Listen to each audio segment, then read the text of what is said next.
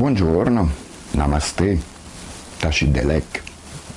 Allora, oggi parleremo delle guide e devo dire che è un discorso alquanto interessante perché ci può coinvolgere direttamente.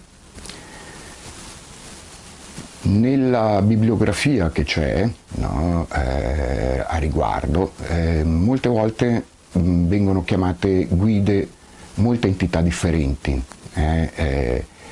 Allora ci sono quelle che sono le guide vere e proprie, che agiscono soprattutto nel mondo degli spiriti.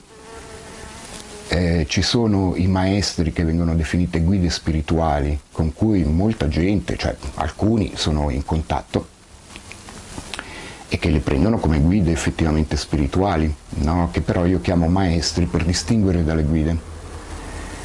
Ci sono le divinità, con cui meno sono in contatto, però c'è gente che riesce a essere in contatto con le proprie divinità, e ci sono i Dakas e le Dakini, che sono dei messaggeri celesti. Sostanzialmente, ecco, potremmo tradurre Dakini e Dakas come messaggeri celesti, ovvero entità che prendono vita nel mondo del senza forma e che si manifestano nel mondo della forma.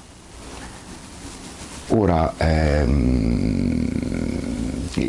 quelle che personalmente mi hanno chiesto di essere chiamate guide, no? Per cui io le chiamo guide, sono quelle che agiscono praticamente nel mondo degli spiriti.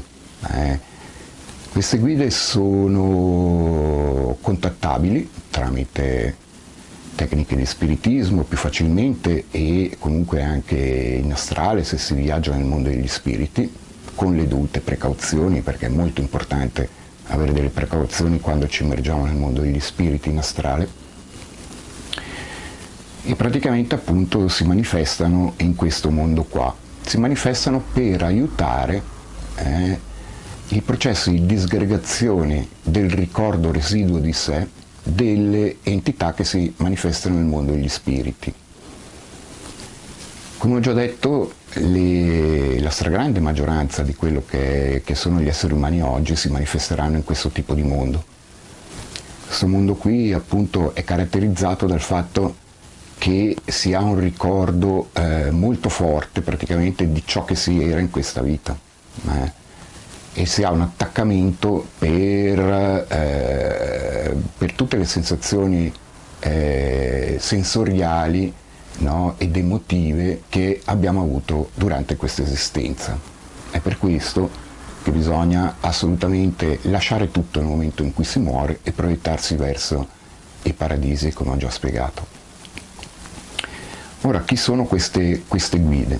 Bene, queste guide sarà quello che potremmo essere noi domani, nel senso che queste guide qui sono entità che hanno raggiunto un livello di conoscenza, che si sono proiettate nei paradisi dopo la vita, quindi entità che sono vissute, no? E che appunto approfittando del periodo della finestra praticamente in cui i nostri corpi non sono ancora agglomerati dopo la morte, si sono proiettati nei paradisi.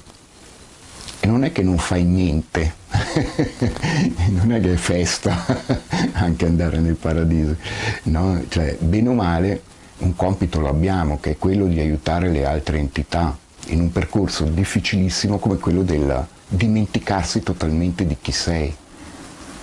Questo percorso di disgregazione è molto difficile, no? E le entità soffrono molto.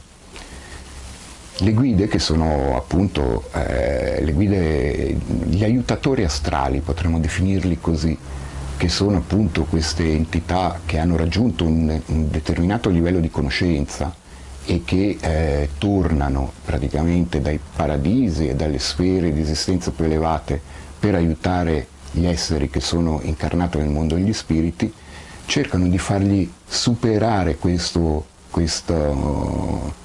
percorso di dimenticanza di se stessi, no? Che con armonia, senza conflitti e senza essere totalmente persi. Gli spiriti sono persi, purtroppo. Sono persi proprio come si usa oggi, ma sei perso. No? Sono persi. per cui non è che possono darci molte risposte, ma le guide sì. No, le guide sì, perché sono entità che si sono incarnate, che hanno superato il momento fatidico della morte per proiettarsi nei paradisi, che sono tornate dai paradisi per aiutare altre entità. Sono un po' timide, spesso e volentieri, no? Perché non è facile praticamente che una guida, cioè che un aiutatore spirituale, no? Risponda, no? Facilmente alle tue domande.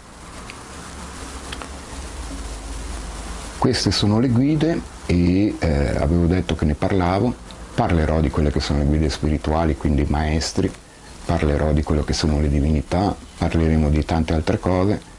Mi raccomando, mettete mi piace, iscrivetevi al canale se potete, che così almeno sia un riscontro.